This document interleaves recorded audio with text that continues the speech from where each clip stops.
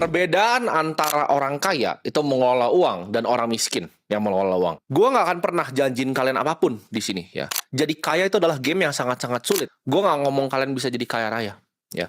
Tapi hidup kalian jadi lebih baik itu pasti ya. Bukan dalam 1 sama 2 tahun, tapi dalam 20 tahun kalian hidup ya, hidup kalian pasti jadi lebih baik. Ya, ini perbedaan yang paling fundamental menurut gua.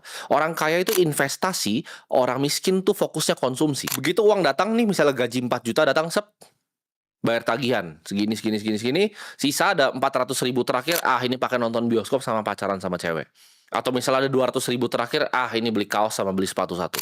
Orang miskin tuh selalu nganggep uang tuh sebagai hal yang harus dikeluarkan secara cepat. Mereka skeptis banget sama kata-kata yang namanya investasi.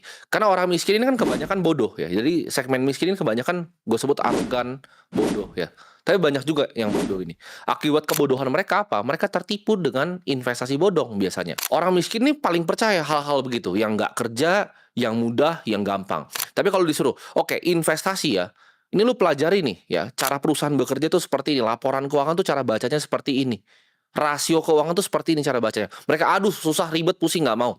Orang kaya itu fokus ke pertumbuhan aset yang mereka miliki, bukan barang yang mereka miliki. Kalau orang dengan mindset kaya, ya, mereka punya pikiran yang berbeda. Oh, dari 400 sama 500 ribu ini, apa yang bisa saya lakukan?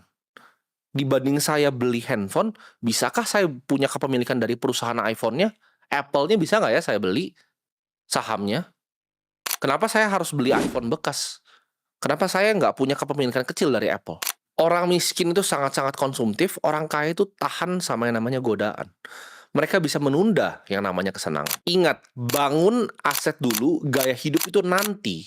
Ya, ketika sudah punya cukup.